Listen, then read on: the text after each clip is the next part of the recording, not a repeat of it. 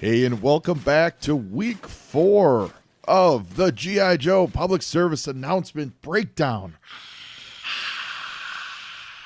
Once again hosted by me, Joe Slepski, your host of Joe on Joe, and my beautiful and lovely and talented wife, Rebekah Slepski. Boo. This is our 99th episode of Joe on Joe. Congratulations, Papa! Woo, woo, woo. Stay tuned next week for a special contest announcement that's exclusive to all the Joe on Joe listeners. Do-do-do. For our special 100th episode. 100. Keeping it 100. Yeah, exactly right. So, Rebekah, we are down to just 10 public service announcements left. Mm-hmm. Are you safer? I feel safer. I just wonder if in the 80s they had any idea what the world was going to turn into and if there's anything that will translate to the future. Well, I'll tell you one thing. Which is now. The very first one that we're going to talk about today, and we're going to give a little preamble before we get to it. STDs?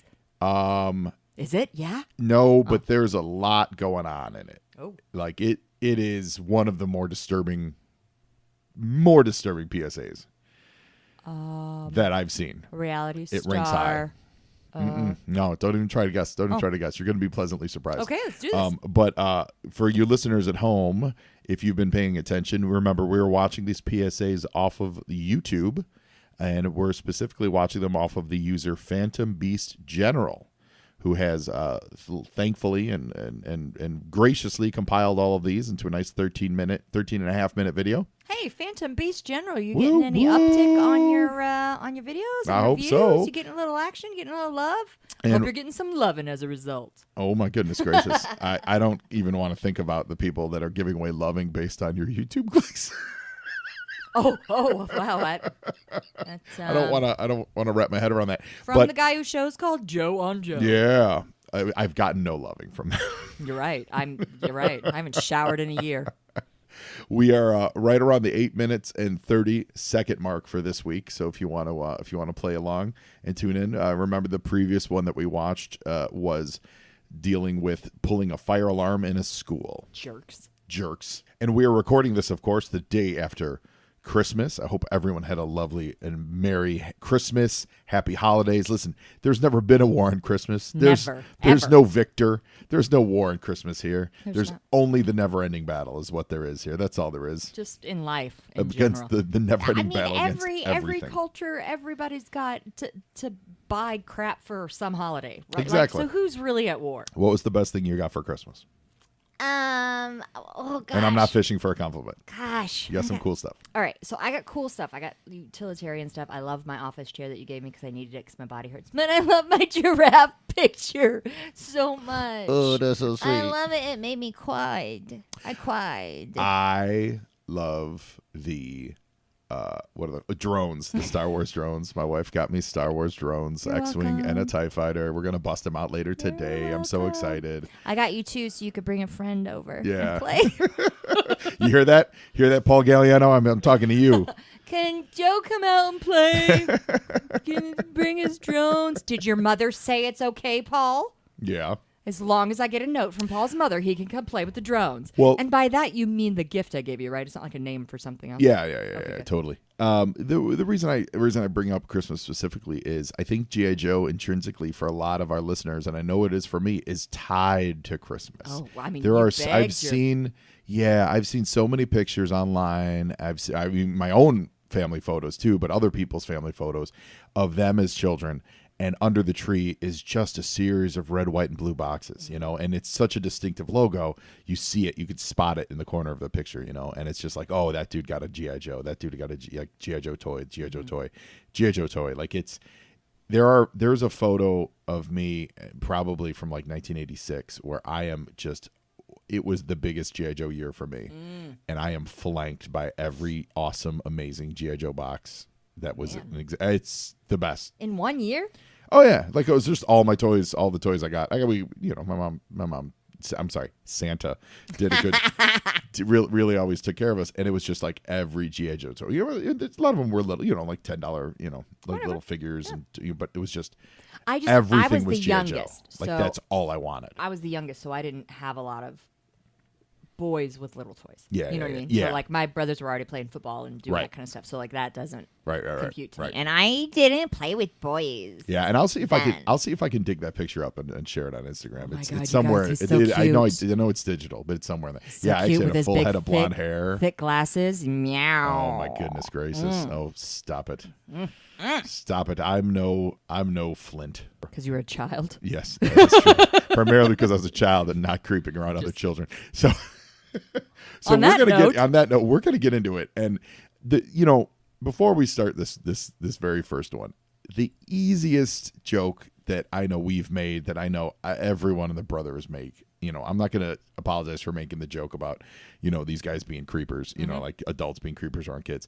I'm not going to apologize for that joke because one, it's kind of funny, whatever. Hopefully we're breaking it down a little more than just, some of the, oh, hey, adults hanging out with kids jokes. But this very first one, I'm not fooling you, has so much wrong in it. And yet, it's so right. Well, the message is really, really important. Okay. So it's actually a really important PSA, but also, as you will soon see, frightening. Okay, so the rules again are? So we're going to say, are they plausible, stupid, or awesome? And there's nothing else. You said this one's got like so much wrong with it. You will, not like an extra. You know what? I'm gonna let you. We're gonna watch it, and I'm gonna let you have first word reaction for it. You're all ready? I'm ready. Okay. So, ladies and gentlemen, thanks again. If you're inclined to do so, follow me on Instagram, Facebook, Twitter at Joe on Joe Pod, or send me an email to joeonjoepod@gmail.com. Let me know what you think of the show. If you want to be a guest on it, we're about to start the Canadian episodes, and I know that doesn't inspire a lot of excitement in a lot of people, but maybe it does. Maybe you love the DIC episodes. So wait a minute. You want to be a guest. So before we get started, are they Mounties?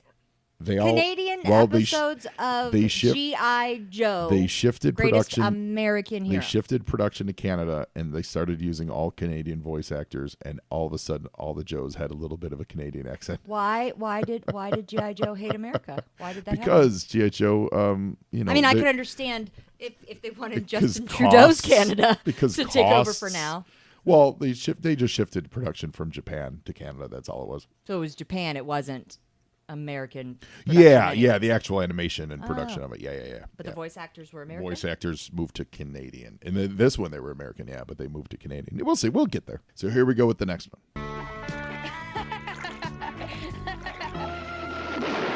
Let's get out of here. I'm staying. I'm not a scaredy cat. No, but you could be a dead cat. Keep 6. Quick, swim to shore. At even the hint of a thunderstorm, get right out of the water. Thanks, your advice is electrifying. If this happens again, you'll know what to do. Now I know. And knowing is half the battle. G.I. Joe! A grown man comes out of the pond, not even a lake, from behind a child, and the child goes, "Deep 6!" as he comes up from behind. Oh, dear Lord. So kids are idiots, and they'll stay in the water if there's electricity. Like, I get that. You should know better, but I get it. No, for real. Yeah, that's okay. So before we circle back to the obvious, the electricity in the rainstorm water stuff, that is really important. And I mean, kids don't intrinsically know that, and someone has to tell you at some point. And also, you want to hang out underneath a tree. Yeah. Also, totally that. Yeah, that is absolutely good information. And it was like, we would spend our summers at the pool, and then it would start overcasting and raining and stuff. And you were like, oh, wait, we're supposed to get out of the pool because, this actually is a life lesson that does come in handy a lot. Sure. Wait, so you are to get out of it. You're not supposed to eat. You see electricity, you eat a sandwich and jump in. No, that's not it. No. So like if it's starting to rain, because a lot of times we were, there were times where we'd be like, oh, it's starting to rain. Oh, we're just going to stay in the water because we're already wet. If that's your brain, like you're already wet. So just stay. What is rain going to hurt you? Kids are dumb. But it's not it. It's this random, the electricity could kill you, and hugely important. So for that alone, I'm actually going to say the message actually is awesome. This is one of the top 5 of the actual really, this could come in handy on a daily basis, maybe not daily basis, but on a regular basis message. So would you agree with that? Yeah, sure. Yeah. So we'll set that aside. Deep six. Deep six. What are you doing? Deep six. First, logistically, you're in a pond. He comes out of that water as if he's been lurking. How deep is that pond? First question. Is it the pond they're talking about? Yeah. How deep is that pond? Because those kids are swimming, and Deep Six comes out as if he's been lurking at the bottom of the depths of that pond. If that pond is really that deep, as would imply that Deep Six just hanging out down below, I don't want my kids swimming in that. They're going to drown and die. Because what would Deep Six be? 6 leagues? Is that what that means? Deep Six? Oh, well, deep Six means like... Maybe he was burying the body of a child. Well, Deep Six... Okay, so listen. Intrinsically, as a character, I like Deep Six a lot. But one, logistically, that pond is way too deep for those kids to be swimming. Those kids shouldn't be swimming in that pond. Here's the message. Deep Six should come up and goes, hey, guys, I've just been hanging out 20 feet below this thing. You shouldn't be in here. There's no lifeguard. There's no anything, right? Sure. So let's get that out of the way. Could, conceivably, Okay. he'd be making a little extra summer cash, scrubbing the bottom of the algae off the bottom of a pond. Deep Six might be, It's a sure. pond. He's just scrubbing it up. Right, but it's so deep, those kids shouldn't be in there. So now, And let's it move. has to be that deep for him to be in there? Did you see the way he emerged? It's like a scuba gear. It didn't look like he was snorkeling. It looked like he was diving. So let's be... Anything deeper than a 6-foot pool is dangerous. So these kids... What? Rebekah, these kids are 4 feet tall. But kids play in the pond all the time, and it's deeper than 4 feet. That's not Doesn't true. mean you should. That's not true. But a pond isn't deeper than 4 feet, 6 feet. Is Not that the logistic? Not that... my understanding of ponds like that. Of course they are. Some are. I'm not saying all of them. Listen, but every natural water body that I've ever swum in, you swim until your feet stop touching the ground, and then you stop going further deep. So let's say that's it is what that you deep. should do. Sure. Right. Like you swim until you can't, you can barely touch, and then But then that's where you who hang tells out. you to do that? Well, no one told us to do that. It was like, I don't want to die. But that is, there are people who swim. I'm not saying you should, and I'm not teaching children how to behave. I'm just saying there's plenty of kids who have swum their whole lives. Fair enough. We'll we'll agree to disagree on water safety. But now let's get to the I'm meat not of it. saying that it's that's terrible. I don't like that at all. What do you mean? I'm not saying you should do it. I'm just saying that it happens. Okay. Well, you look. Thank God we don't have children, because they would be watching their parents fight right in front of them. Don't you telling they'd be all like, of yeah, Joe on Joe-verse, they'd be- Joe-averse. They'd be saying, Dad's concerned about our welfare. Mom wants us to drown. Give Mommy another one of our That's what they'd be Virginia saying. Slims. And keep off the cell phone. I gotta buy a Domino's. Well, let's go. So now let's move to the most glaring. Why is he underwater staring at young boys swimming? This is the creepiest of the creeping up on kids. But ones. maybe we're just the sickos. No. Maybe there's nothing wrong with saying, No. they're in the water, and who would be one of our water-related jokes? Right, but yes. And would he be just floating, doing the That's what I'm backstroke? saying, And then you take him out of his costume, and then let's- you don't necessarily know who he is with let's- that awesome accent of his. Let's use as an example the one that. Where's he from? I don't know. What's that accent supposed to be? I actually don't know. Sounds like he's like he's tongue-tied. Well, like let's he use needs to an get the bottom of his let's tongue use clipped as a an little. example Scarlett. She had one in the water, and she was just swimming with that other young girl, and they were swimming, and they were just like, "Hey, you should be better." You know, they were all on the yeah, beach. They don't give happened to up. be Yeah, around each other. yeah. He's like hiding. He surprises them because they turn and go, "Whoa, Deep Six!" Like it's not. He wasn't out hanging out with them earlier. He is. But couldn't he be just doing his own thing, and he He happens could to be around the kids? You know what? He could be. He saw some electric shock, whatever, from He at could the be. He could surface, be out and- there doing field drills. Do you think that's how the people who made the PSAs thought? Like they set it up. All right, he's doing field drills. He's there. He's got 2 kids. Probably. Yeah? Yeah. I mean, listen, it is a cool visual of him just emerging from the water. No, it's not cool. It's alarming. But it is alarming. Mm-hmm. It is alarming. And he kind of looks like the guy from Lost in Space. Oh yeah, he does. Yeah, You the know, robot. just coming yeah, up from yeah, the water. Yeah, It's scary. yeah, and like the clear dome, just so we can make sure he gets the best look. But I do think there's a lot going on here. I do think though, if he was in just scuba gear, and he came up, even though it was a pond, you'd be like, oh, he's always in scuba gear. So Yeah, I mean that's his outfit. He's always in that outfit. So I mean, actually, he's always. That's what's one of the funnier things about that we've seen in this series. He's literally always in that outfit. They're hanging out on dry land in the base, and he's hanging out in this Having giant pina pressure. coladas. Yeah, and he's in this giant pressure suit for no reason. there's like a straw that goes through, Yeah. like it never opens up. There's a straw that goes through it. There are other Joes that they'll draw. Actually, specifically, I remember there was one where there was Wetsuit, who is the scuba guy, and they drew him in his. They use him? Well, they drew because I mean he's just as good as far as water guys, but they would draw Wetsuit in his normal civilian clothes and That's still funny. deep six in his armor. That's funny. So okay, so I'm gonna go Plausible. awesome. I'm gonna go awesome because it's a great message and the insanity of a guy creeping up on kids. Sure. What would you say? I was going to say plausible, but I mean, it is important.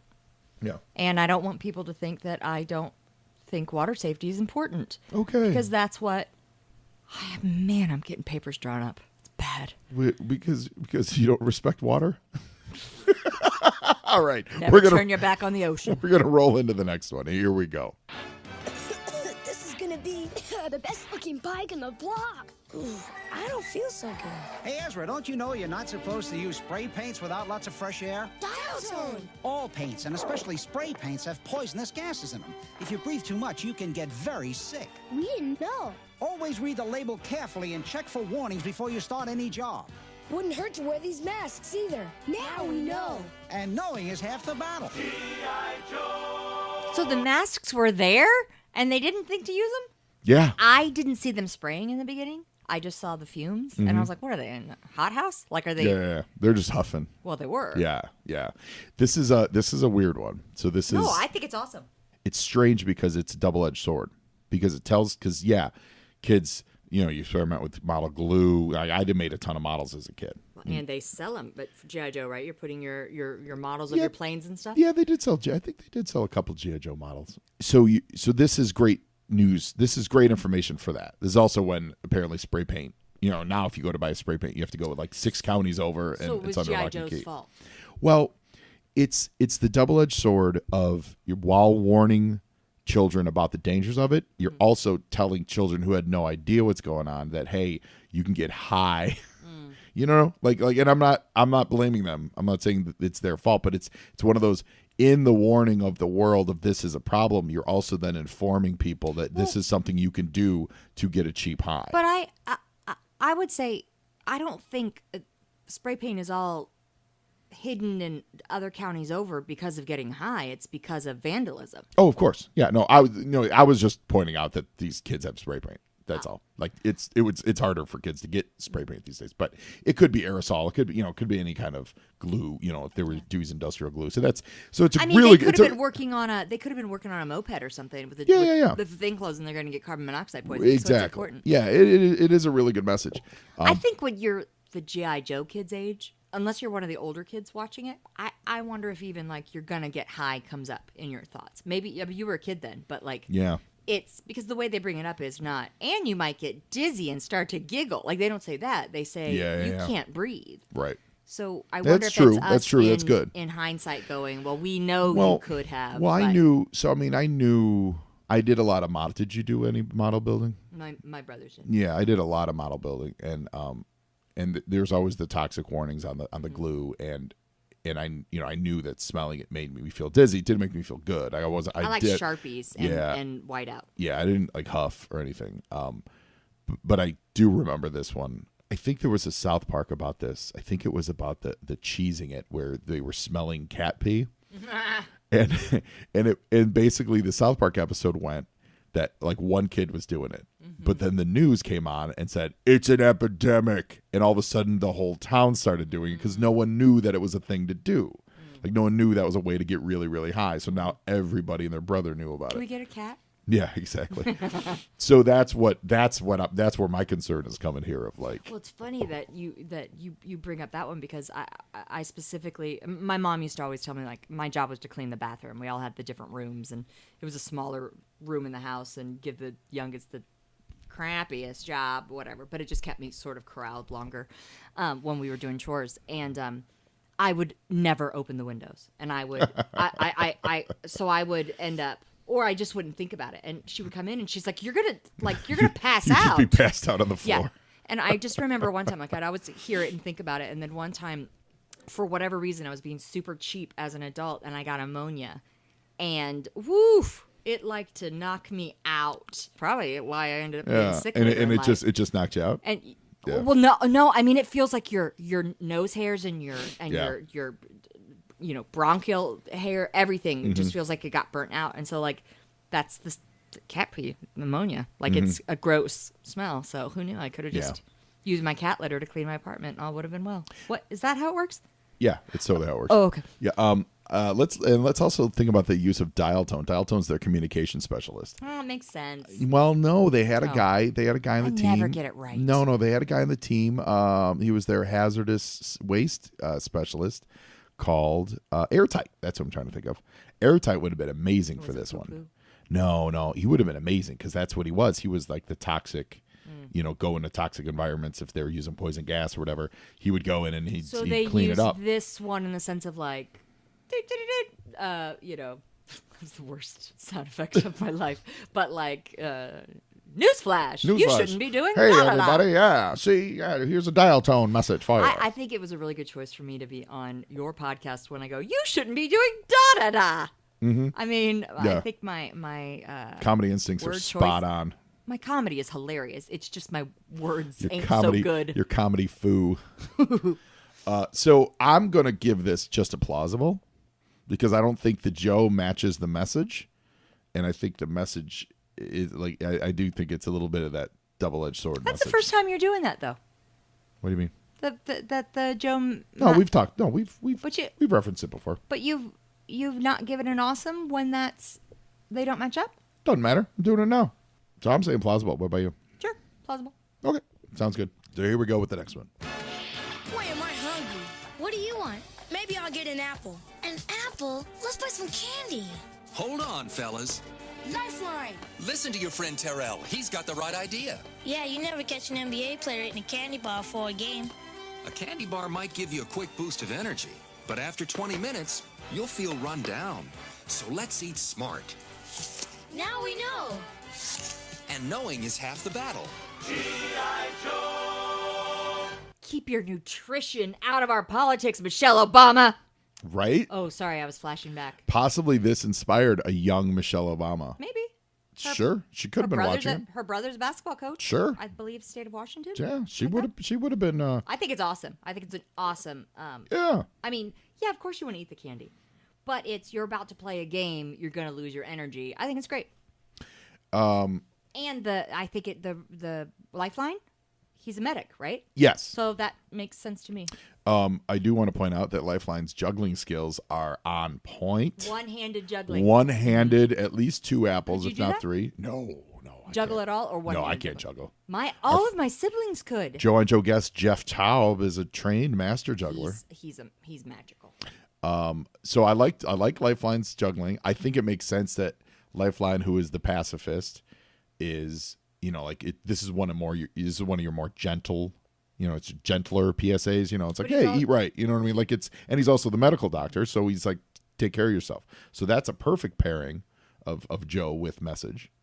Had they made it like sparring, or they were fighters, or they were fencers, he wouldn't have shown up. Yeah, he would have been like, put those swords down. No. Like, but Lifeline, we have to get better for the fencing championship. Right. He'd be like, I don't care. You shouldn't be fighting. Then the kids lose, and they don't get scholarships, and their lives are ruined. And it's all them. And it's all if Lifeline's only fault. I had Greco-Roman wrestled this one time. But look, I can juggle an apple. No, his apple juggling's great. I think the message is important. It's a little it's not flashy.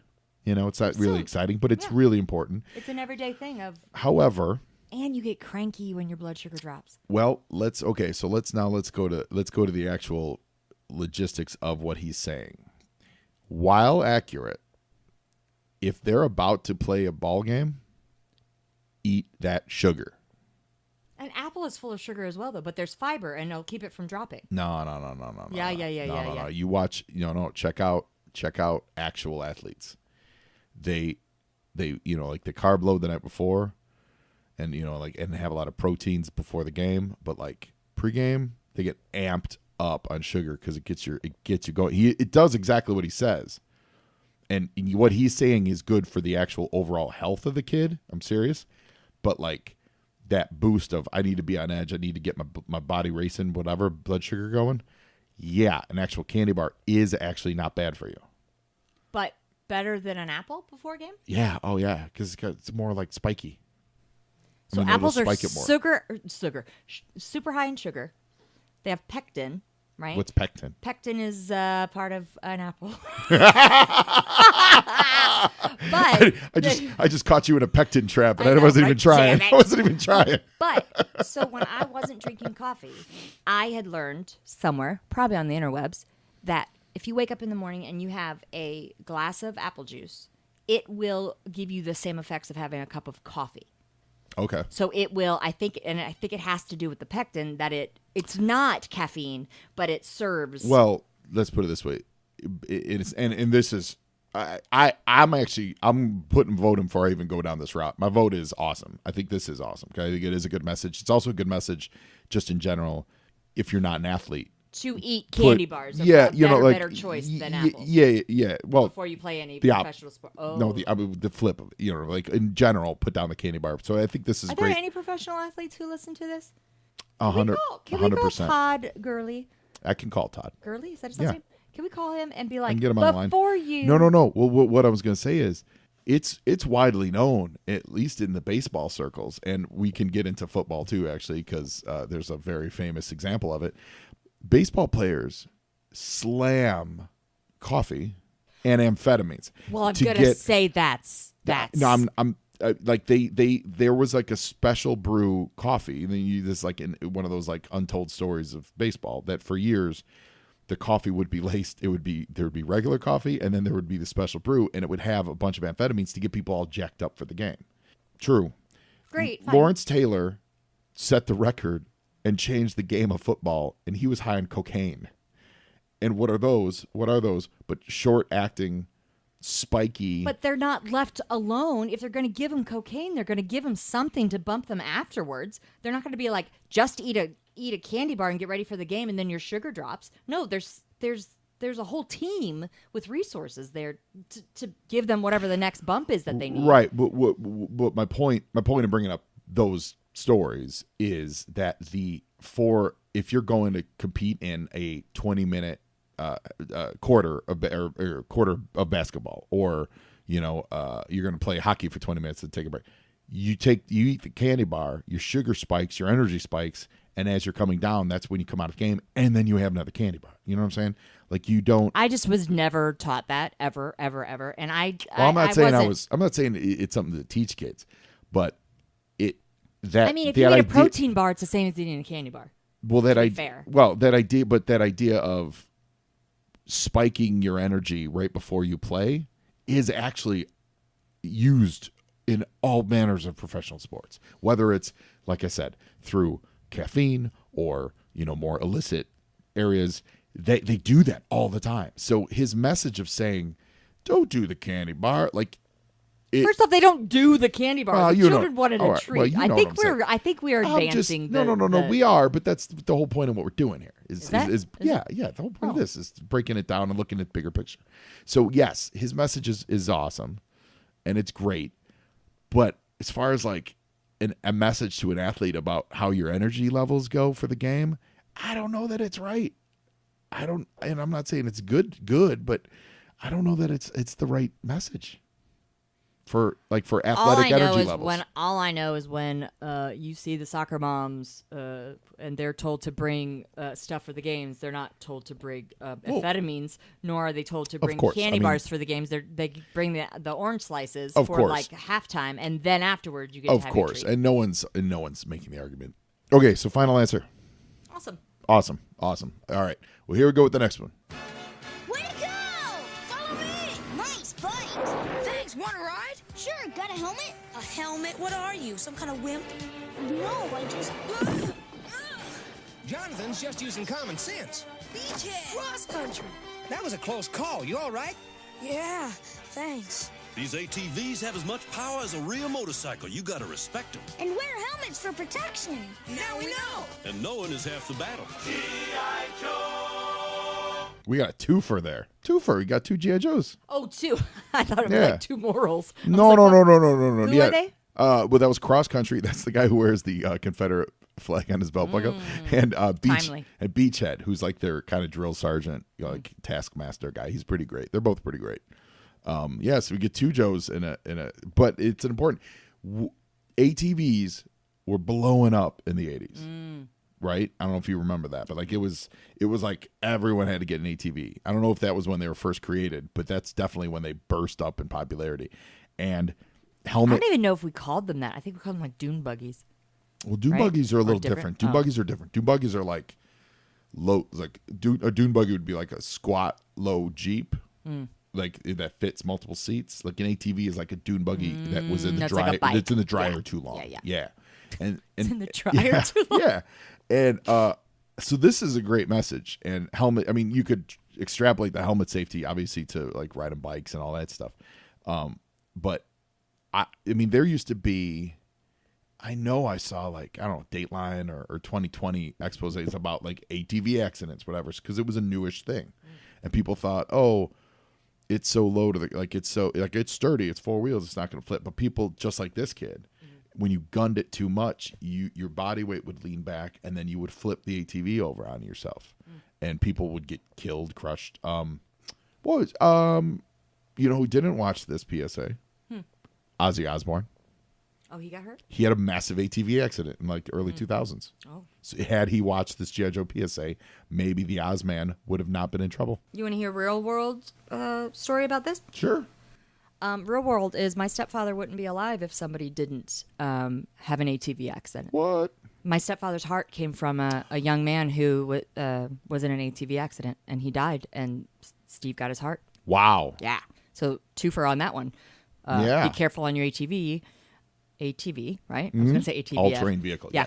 yes. And also be a organ donor. Yeah. Wow. So that's crazy.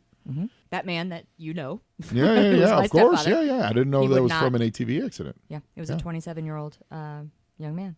See? I mean, these things can be really dangerous. So I like it. And maybe that it's weird that they have two Joes on this. Maybe they thought, hey, this one needs a little extra muscle. And so let's put some extra star power in there. Maybe, yeah. Yeah. Awesome. So I like it. I'm down for it. I wasn't much of an ATV rider. I think I've been on. If you had one around though all the time, you probably would ride it, right? Oh yeah. I mean, I've been on one a couple times, but actually no. You know what? I remember one time it wasn't an ATV. It was more of like a go-kart thingy.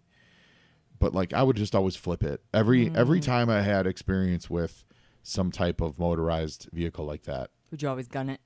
Yeah, I would. Well, yeah, not out of trying to be a daredevil, but just out of not understanding the power of it. And I'm thinking of at least 2 or 3 times, absolutely, just ate dirt like immediately because I just didn't. And then it's so fun because then you got the scrapes. And And then like you broke someone's like I broke someone's I remember you telling go-kart. me that. Well, that's a different story that I told Lord. you. Oh, This God. one that I'm thinking of is I don't think I've ever told you. It was like a big party and all these kids were driving this go-kart around this big open field and it was there's a lot of people around. It was relatively safe and stuff. But sure enough, I took my turn and I just wiped out. And, I mean, I've flipped golf carts. Were you always the kid that wiped out? Yeah. If you're at any family thing, whatever, are you the one who always got Yeah, hurt? yeah. Or accidentally hurt somebody else? Yeah, I was not- always the monster yeah. that elbowed somebody or broke like a chair. Or, Right. Not that I would get hurt, but I would break it. I would be the one to break it because I just didn't understand the tolerance of it.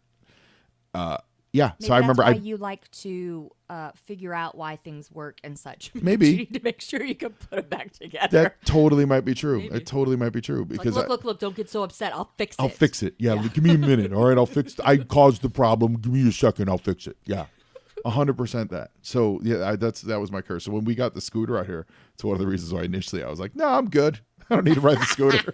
I don't need to ride it. I'm the one who came home with a road rash on the ankles on that Yeah. one. Oy, yoy, yoy. I think So- there's still bits and pieces of my chest and ankles on Wilshire and Olympic. Oy, not Wilshire, Highland and Olympic. Yeah. So I think this is great. I think it's a great lesson. I think it's awesome. Agreed. All right. So let's. I think we have one more. That was 4, right? I think so. Yeah. So we have one more to do for today, and we're gonna see maybe we get a full 4 for 4 awesome, awesomes. Well, now I'm just going to be a contrarian. Oh no, I gave one plausible today, but we had no You- stupids. Just wait. So we're gonna see. So here we go with the next one. Hey, great treehouse. I built it in 2 days, and I didn't even follow any plans. Why waste time? Hold on! Whoa! Gotcha! Quick kick! I guess I was in too big of a hurry. Remember, anything worth doing is worth planning. If you don't plan, You're out on a limb. Now I know. and knowing is half the battle. What's the dude's name? That's Quick Kick. I He's a thought he martial said artist. Wicket, and I was like, I know who Wicket the Warrior was. I had the stuffed animal. My sister had Princess Nisa. Total different show. I think I spoke too soon. You think it's stupid? I think this one's stupid. You don't think there's kids who just go out and just kind of here? Okay, so as an adult, I really don't want to follow directions. Yeah. Like I look at it and I go, I'm going to figure it out because if it's just too many, like please don't send me an email that's super long. Please don't I don't have the time. My brain just is like shuts off. Right. There's also the part of me that actually kind of doesn't understand spatial issues, Mm-hmm. and so it's really tough for me sometimes. So like the IKEA stuff, I'm screwed. I'm done, right? So there's the part of me that just wouldn't feel like using the directions. But then there was the other side, which I think is the more important side of the kid who just decides they're going to build something that day. You know what I mean? And so I would... You see me do it around the house. Sure. Where I'm just, today's the day, I'm going to build a deck. And, Sure. or whatever that is. And I think that's an important lesson for someone like me who just gets, a bug up my behind and I'm going to go and make something and then I'm going to stand on whatever this thing is and I could super, super get hurt. Right. The not following the directions one, I mean, I think it's, if you're choosing not to follow the directions. Yeah. That's why you laugh at people who do it because they're actively choosing to not do it. I know they didn't say, he says plan. Mm-hmm. So that's the part that to me, it's like, you should plan, lady, but it's the choosing to not do the directions makes me think that's where you're coming from. Like, duh, we know that. It's not where I'm coming from. Oh, really? I don't think this is the right message for, we'll just say the animation that they chose to do in this. The lesson for this is don't use nails, hammers, sharp objects, and high altitude to build things without parental supervision. That's the message here. Yeah. Like the whole, it takes time to plan things. That actually is a little bit of a callback to what I think the one we were just talking about, was it Scarlett, with like, you're going to fail, like, and you learn from failure. So like, let's say this wasn't building a 10-foot tall treehouse with sharp nails and hammers and It's stuff. like you're doing a Lincoln Logs thing. Yeah. You're And doing you a kept school getting project it wrong. or You learn from failure. So that's and he's right. He's not wrong with the message, right? It's the what was it, the Abe Lincoln adage of sharpen your axe. You have an hour to cut down the tree. I'm going to spend 45 minutes sharpening my axe, right? And then to make it easier. So he's not wrong. I thought it was slavery's wrong, assholes. There's also that. Okay. He's not wrong. But that's not the right message for this, at least the animation that we saw. The animation we saw is, dude, you're a kid.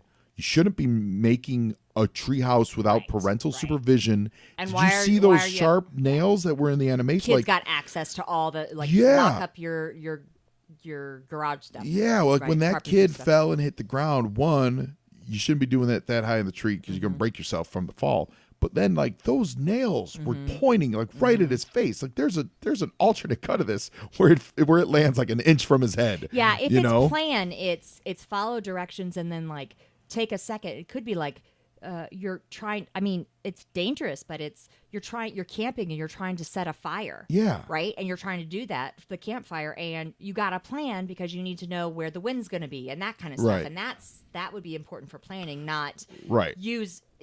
Yeah. And even if let's say there was a plan. Let's say this was a kit that came with instructions. It looked like the way it looked like some kid had some 2x4s. But let's say it was a kit with instructions. The lesson still should be build it with your parent. Yeah. Because unless it's balsa wood. Yeah, or unless sliders. You know, like you're a latchkey kid. Your mom's working 5 jobs and your dad's living in Florida. You know, like then maybe you could try it on your own because no one's around to help you. Well, but it's cutting a little. You're cutting it a little close, kid. You're making it sound slightly specific to a lot of people I knew and hung out with and built things. So my point being, I'm going stupid on this because I do think it's the wrong. Quick Kick is delivering absolutely the wrong message here. The message being, don't use power tools and hammers and nails without parental supervision. You're gonna get yourself killed. For real. I mean, that kid had to cut those 2x4s. Mm-hmm. He had to hammer them. Maybe he hammered them all in. There were so many nails. There were too many nails in that wood that needed to be like making it extra. Now Jesus was 13 years old, He's a and carpenter. he was my carpenter. was the son of a carpenter. And how old you gotta be to carpenter? Build a manger. To carpenter. Yeah. So there's my answer. I don't know if you agree or disagree. I mean, I think in general, I think the default should always be don't use any kind of power tools or dangerous items without your parents. But I think there's certain people in certain areas that maybe kids learn to shoot earlier than others, or they learn to build earlier than others. Like if it was a 7-year-old, but if it's like a 10 to 13-year-old or whatever, and they build with their dad and that kind of stuff, and they're not using power tools. They're using a saw, whatever. Blah, blah. I don't think you should, but there might be people. And in the 80s... We took shop class, and shop class started in 7th and 8th grade. So really? I was that early? Oh yeah, oh, yeah, wow. yeah. They didn't. It was called. I mean, I think we called it shop class, but it was more like, it taught you how to safely use tools. Well, I would say there's Boy Scouts and Girl Scouts learn that stuff. No. But the caveat was always with parental supervision. Yeah, I mean the kids at the age that these kids are, parental supervision. Well, you just notice though, the majority of things any of those kids did would be parental supervision now. Very true. Because it's Very like true. you're in the middle of a park by yourself Yeah. and you're only I mean, I used to babysit kids and I was 11. I was 11 years old. Yeah. You can't I don't think you could do that legally now, can you? Oh, sure. Yeah. Really? Right? I don't know. We don't have kids, we don't know. Yeah, we don't know. We don't know. So Well, tell us, doggies. I'm still saying stupid just for that. I don't think the message matches the animation.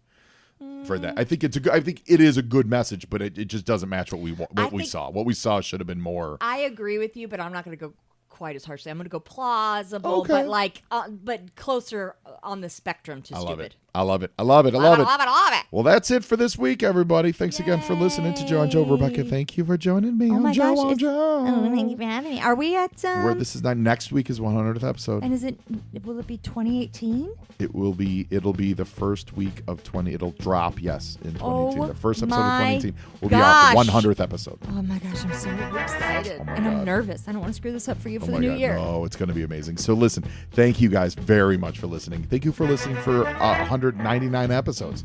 Thank you for listening for all this year and last year, and we look forward to another amazing year in 2018 of Joe on Joe.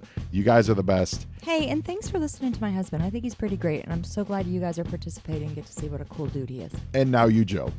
And Joeing is half the battle.